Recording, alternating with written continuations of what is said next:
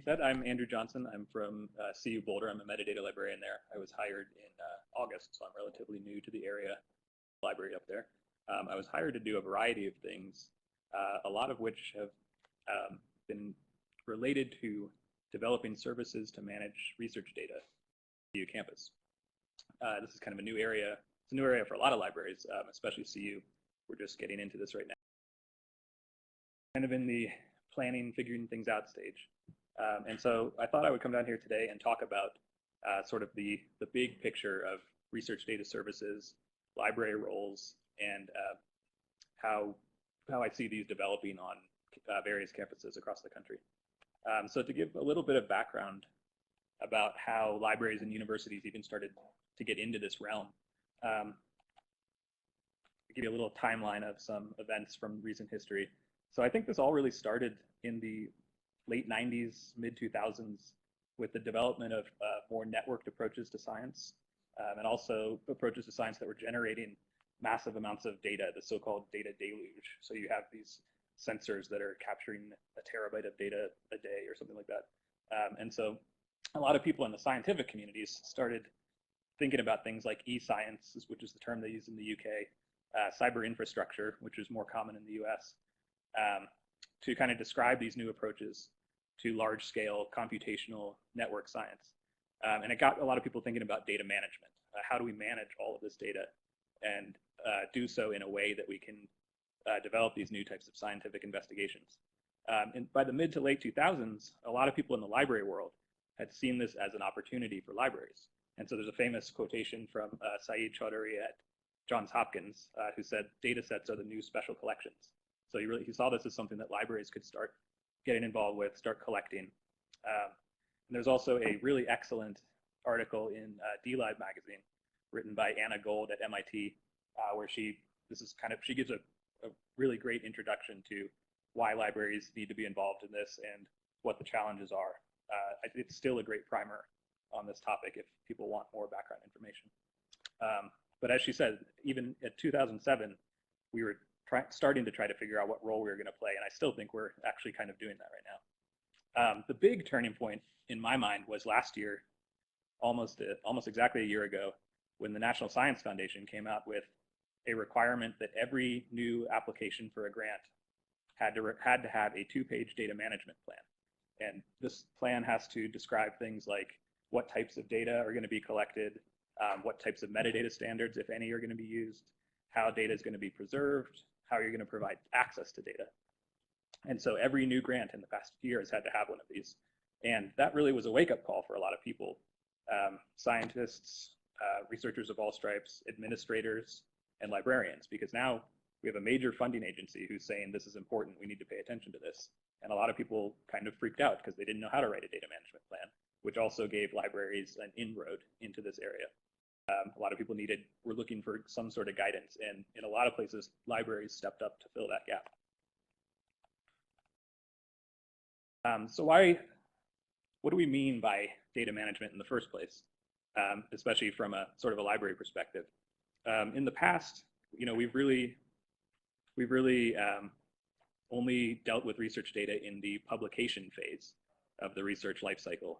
So kind of the article level here. And the article stood in for all of this pre-publication stuff, all the data analysis and the experimental results, the hypothesis, all that stuff. And so but the article was the object that we cared about preserving and providing access to. And largely that was due to technical and technological constraints. We just didn't have the storage space, we didn't have the expertise, we didn't have the software and other things that you need to manage research data throughout its whole life cycle. Because as you can see, that's a much more complicated picture. You have all these different phases, and you have a whole suite of activities that need to happen as data moves throughout its life cycle, from the research planning phase through the data collection phase, through analysis, and then later on into preservation and sharing, providing access. And so what kind of services do we need to do this? Well, we need data management consulting, and also now that the funding agencies are requiring data management plans, we need people to how to just write the plan in the first place. We definitely need storage and backup services. Again, going back to the idea of the data deluge, there's tons of this digital data being generated, so we need an ever-increasing amount of storage and backup. When we move into the later stages of the data lifecycle, we need to worry about things like digital preservation. We need to worry about file formats that are appropriate for preservation, migration into different file formats as things become obsolete. We also, if we're going to really take advantage of well-managed data leading to new approaches to science and research, we're going to need collaboration tools that allow people to share data.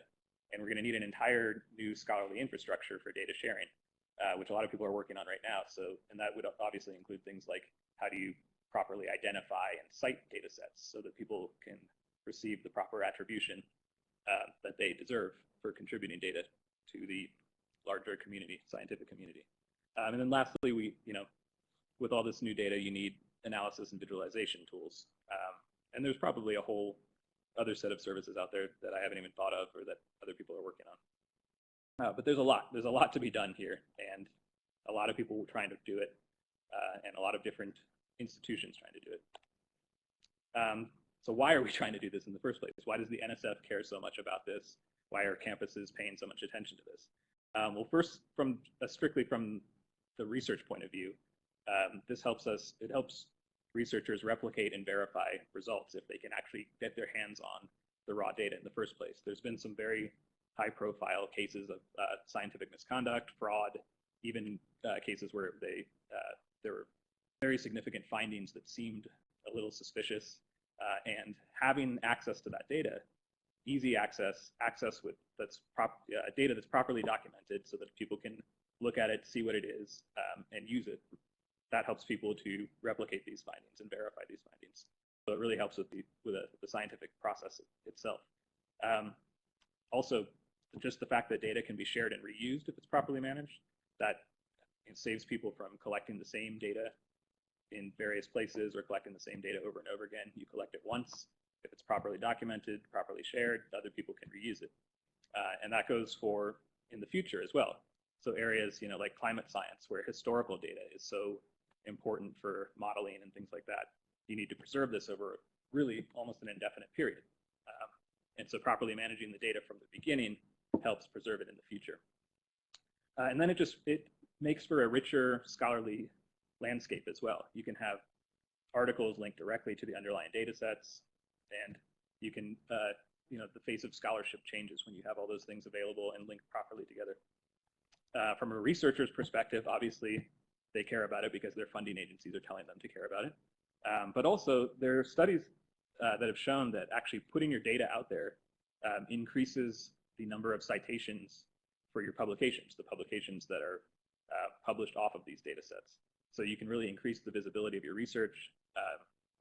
More citations is good, obviously, for tenure and promotion, which is a pretty big deal. It can also help researchers save future time and effort if they need to go back and work with the data sets. If you have them properly documented, properly organized, it's going to save you a big headache from having to figure out, what your graduate student who left 3 years ago was writing in his notebook and things like that.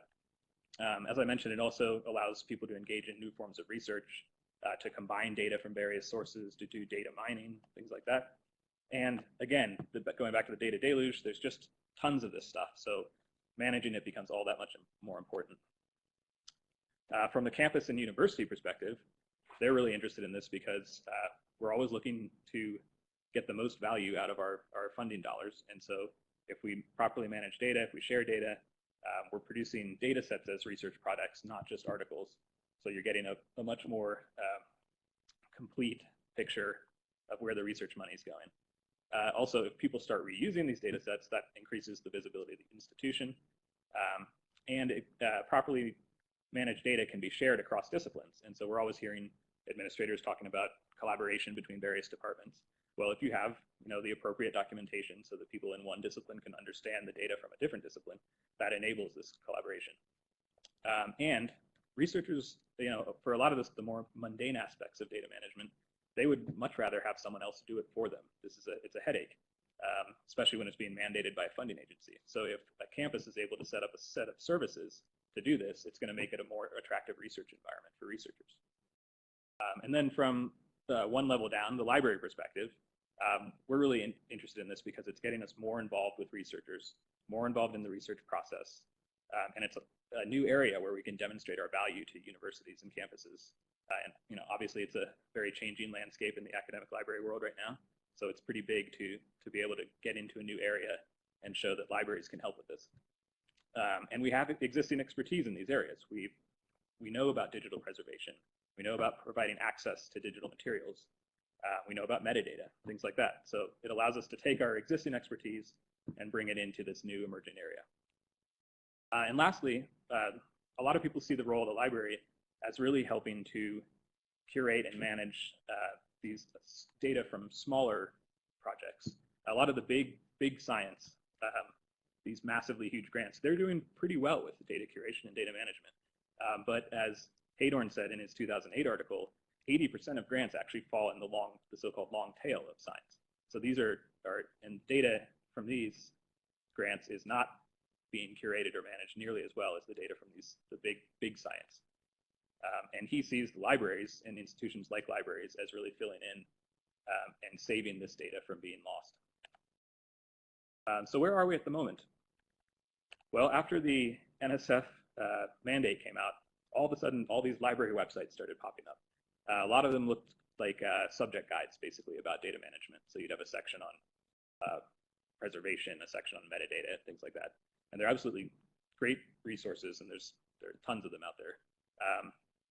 And then some of them actually provided data management plan consulting services as well, and several of them have sort of merged into a more full set of data management services.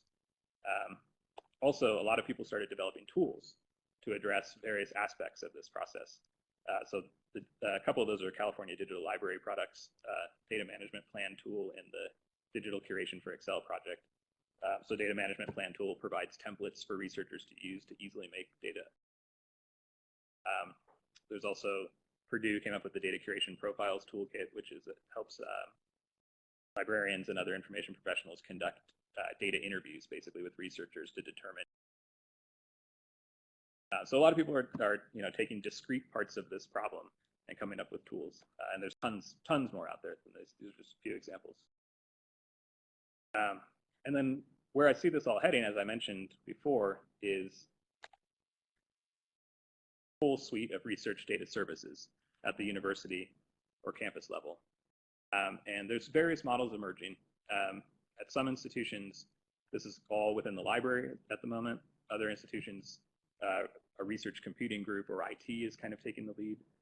What we've decided at Boulder, and what I've seen at several other institutions, including places like Cornell, is that what's happening is a variety of institutions on campus are getting together, pooling their resources, kind of addressing specific aspects of this problem, and collaborating together to develop the set of services to manage data in all the aspects and all the problems that have arisen since we started looking at this. So obviously there's a variety of institutions that could be involved with this: libraries, IT, research computing, schools, departments, individual labs themselves, and even we've been talking to the Grants Administration Office as potentially playing a role as well, since they touch every research grant that comes into the university. So what could these various institutions do? What roles could they play? As I mentioned before, libraries seem to be playing a big consulting role. So meeting with researchers at the beginning of the research process, helping them with data management plans, which really is a great way to get your foot in the door. And then hopefully also doing actual data management planning as well, not just coming up with the 2-page plan and then never seeing them again, but helping them figure out how they're going to document their data, how they're going to collect metadata, if there's an appropriate metadata standard, where they're going to store their data, eventually where it's going to be archived, things like that, and really trying to stay involved throughout the process. Libraries also can help them, like I mentioned, to locate appropriate places to archive their data, to store their data, and we can help them, we can assist them with preparing the data into a state that's easily ingested into these repositories. And when I say repositories, I mean both institutional repositories within the university, and also there's a ton of these disciplinary repositories out on the web that have developed since in various disciplines going back quite a ways, actually. And there's hundreds of them. There are lists out there. And so if one of those exists in the discipline that with the researcher we're working with, we can help them locate that because that might be the best place to put their data.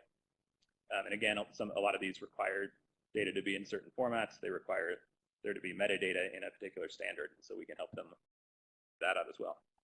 And then there's also a huge opportunity for outreach and instruction and education, both to other librarians, to administrators on campuses, and with researchers, graduate students, about things like standards and best practices.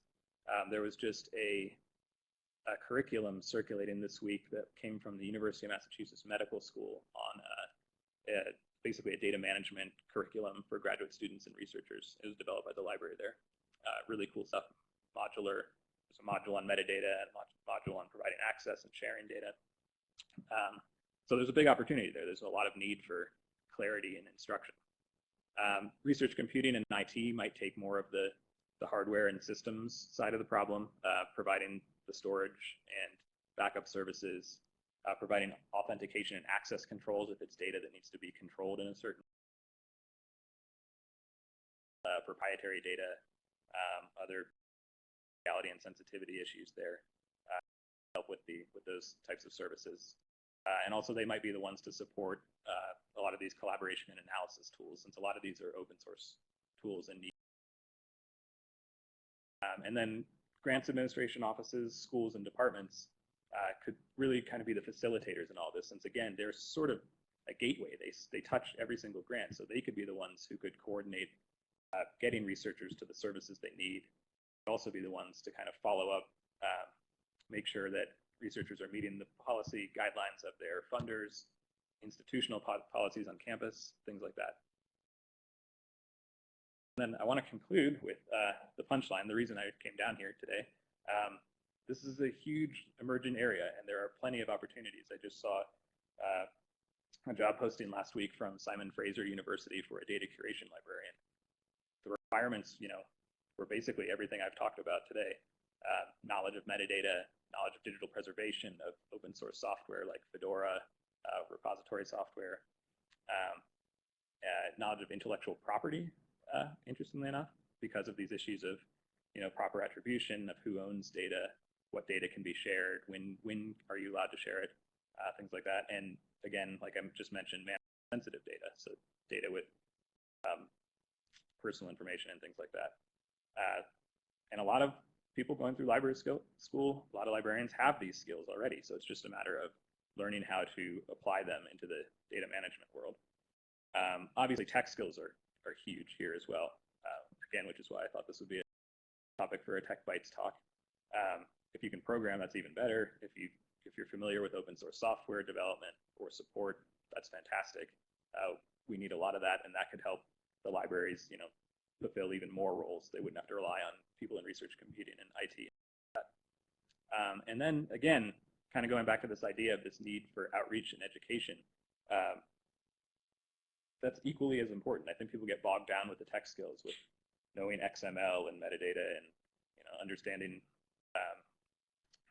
statistical analysis and things like that. But these are giant campus-wide projects that are obviously going between various institutions, all levels. You talk to administrators, fellow librarians, grad students, researchers. So being able to communicate and collaborate across a wide range of those groups is a hugely important skill, and I think it often gets kind of swept under the rug when people are talking about this area. So if you're interested at all in this, getting into data, we actually have a couple intern positions that we're trying to fill. My colleague in research computing, they'd be, I think, perfect for library students, and they don't really require all that much familiarity with this field. Basically, we're trying to get our research data services website up and running, and so we need someone to help us kind of do research and get the content going for that. So if you're interested in that, please do email me, or if you know anyone who would be interested, pass my contact in. That's my story. So thanks. If there's any time left, I'd be happy to take questions.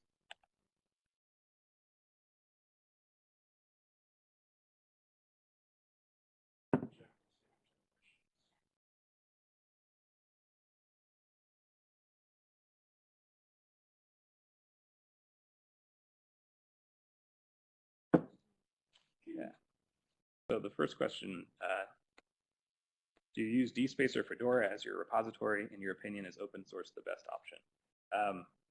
We actually have a library land software called Digitool that we're using for our institutional repository right now, but we're looking at supplementing that with a Fedora-based repository, flexible and handles large and more complex data sets better than the one we have now, which is very much sort of document-oriented. It seems, obviously, with the problem with open source is that you need a lot of support. From what I understand, there's not much there when you install Fedora. You need a lot of work on the front end and things like that. So if you don't have the tech support, then that's obviously not the best option. But that does seem to be the emerging standard.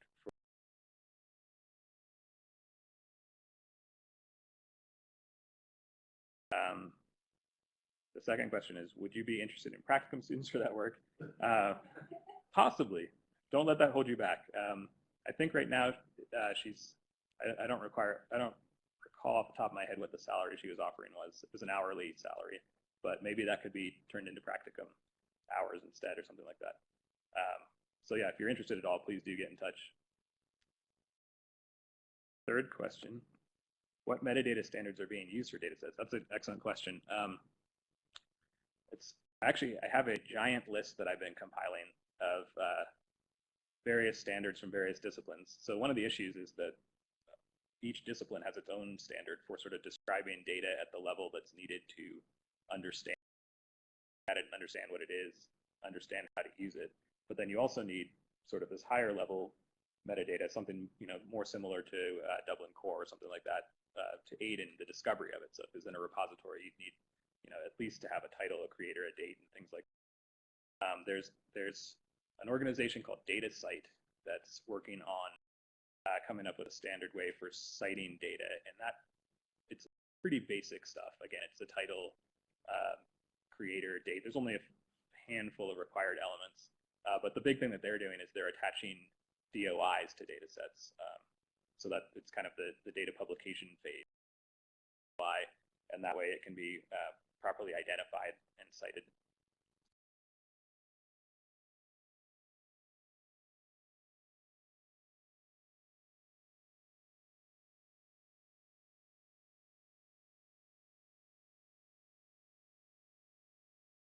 You're welcome.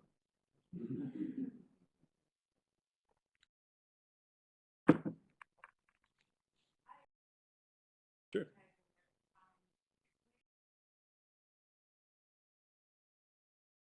Right. Yeah, I think I myself get confused with that quite a bit. Oh, I'm sorry. Yeah, the question was, what's the relationship between digital curation and data management? I sometimes find myself using those two in exactly what we mean by each. Usually when I'm talking about data management, I'm referring to digital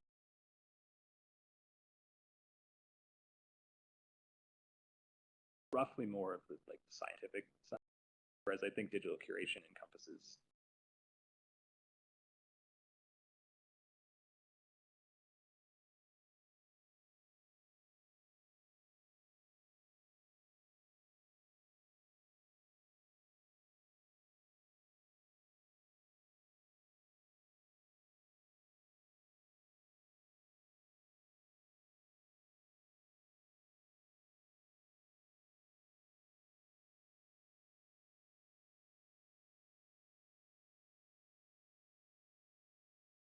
right. That's true. Yeah.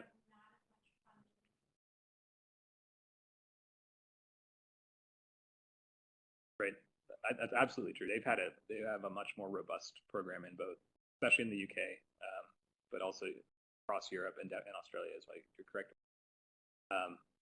Funding is a huge part of this that I didn't even address, really. So I mean, because you need obviously you need a lot of people, and salary requirements are going to be, that's going to be storage stuff that I just kind of blew by, right? I mean, that's how do you anticipate storage costs in the future? How do you write huge issue. I believe that the funding agencies, at least the NSF, has been recently more willing, especially since they came out with these requirements, let researchers write this stuff into their grants. Again, it's like, a grant lasts 3 years, and then what do you do after that? You really need to support this at the institutional level, which again is another case for these types of services. That's, these institutions don't go away. They're here. So if you divert, some of this area, then that might be a way to kind of keep it.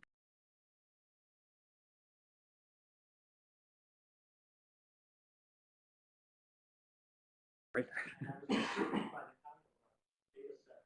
Mm-hmm. Yeah. Well, I think it's mostly this idea that especially as we're our sort of circulating collections, we're kind of sharing those more, or they're available. The attention is shifting to local and unique collections, right? And this is one area where we have tons of this stuff being produced on our campuses.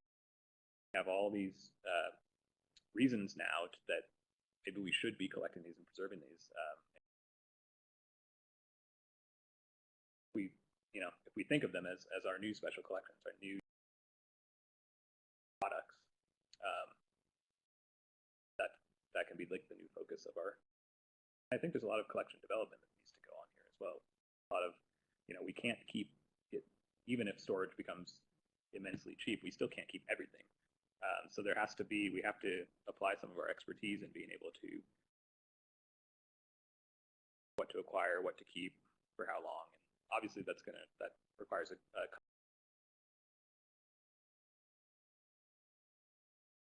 that you can recreate. Or is it authentic? Yeah, absolutely. Yep.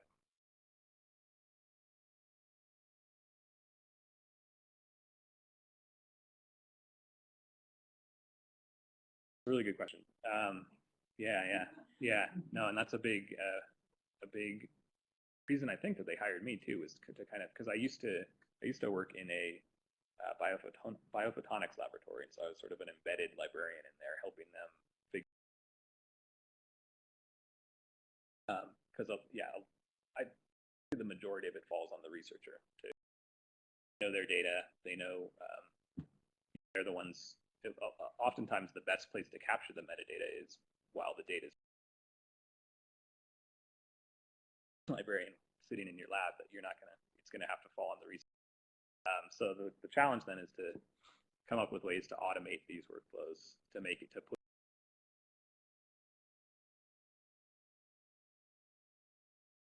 title, something when they're just starting to collect data on it. Some of that stuff, coming up with titles and things like that, can be done.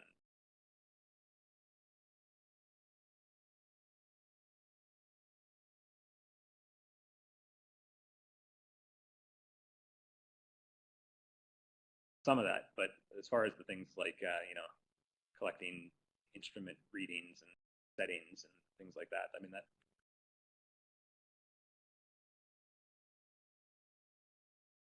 For instance, in the lab that I was working in, we developed software to automatically record all the settings on the various instruments. These were large, complex microscopes with all these. The researcher didn't have to, look at the dials and write in the numbers or anything. The software automatically captured that information as well.